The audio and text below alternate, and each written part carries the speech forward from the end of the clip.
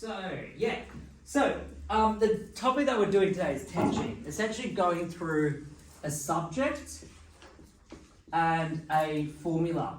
Okay, so these are the two parts that we're going through. And basically, the subject is of an equation is the pronumeral. Okay, what's another word for the word pronumeral? The letters. The letters, right? So, for example, what's an example of that? Like, for example, how do we measure speed? What would you have for that equation? For the speed formula, does anyone remember that or know that? What is light years? Very close. Okay, you're on the right track.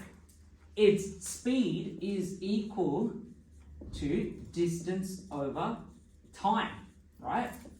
That's what you call a formula, right? So that's a formula. And over here, could you put these into letters? If you were to put a letter here, S is equal to, what would you choose for distance, Jane? If you were to choose a letter, D? Okay? Yeah, you can, yeah. And then you put over here, T, right? So, what is the subject in this question, in this formula? What's known as the subject?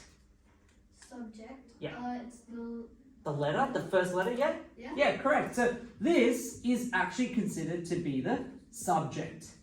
And it's usually on the left-hand side. Okay? So if I was to move, let's say for example, we have speed is equal to distance over time, that's the formula for that. Okay? There's different types of formulas. So that basically the starting part, yeah, it's all good, it's all good. Yeah, you need to go? Yeah, that's fine. That's all good. Yeah. So here, that's the subject, right? Now, say for example, if I had this particular formula and I said D is equal to 10, T is equal to 5. Yeah. And someone said, okay, I've given you these 2 points, right? How do you find out what S is equal to? What could you do with these two pronumerals, or the known values? Just also writing down notes. Oh, true. Okay, why don't you pause on that? Okay, I'm going to ask you a few questions. So, what could you do to find out what your S is? What could you do with these two letters and the numbers that it's equal to? You could divide them. Yeah, correct. So what you're going to do, but the correct thing, what are you going to do with this 10? Where are you going to put this 10? In front of the D? Yeah, here, right? Yeah. So what you're going to do is you're going to grab that 10, because it says D is equal to 10, and you're going to put it basically here. And you're going to replace this D with the 10. What are you going to replace the T with? D? What do you have for... Yes, well done. Because it says T is equal to 5. Okay, what's 10 divided by 5? Something times 5 is equal to 10.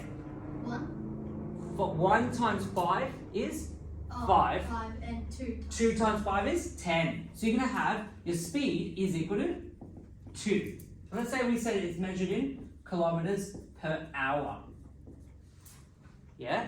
Because normally when you look at the speedometer, it's usually, let's say, 100 kilometers per hour. Yeah? That's actually a formula. It's distance over time. Right? So that's where it's applied in a real life situation. Alright?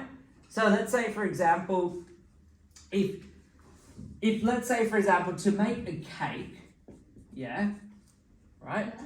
For every, what would you need when you make a cake?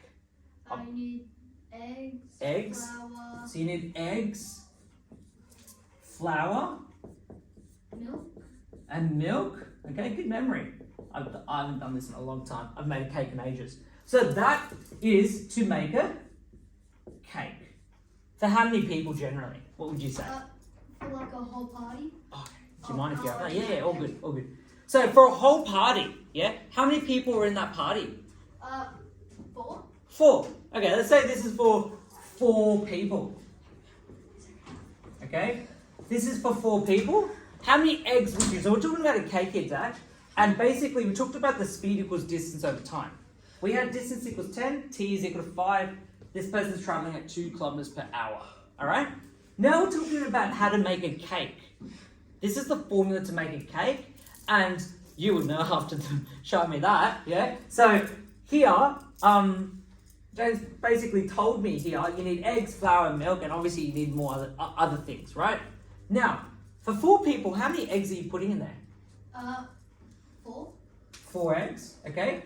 So 4 eggs, and then how much flour are you putting in there? 4 cups. 4 cups, okay, 4 cups. And then for milk, how much milk are you putting? 5. 5 cups of milk? Let's say 5 cups of milk, That's a lot of milk. okay? Now that's basically a formula, yeah? So from now on, whoever's gonna make cake will use that formula. But it's for how many people? 4 people. Okay, let's say for example, I needed it for 8 people.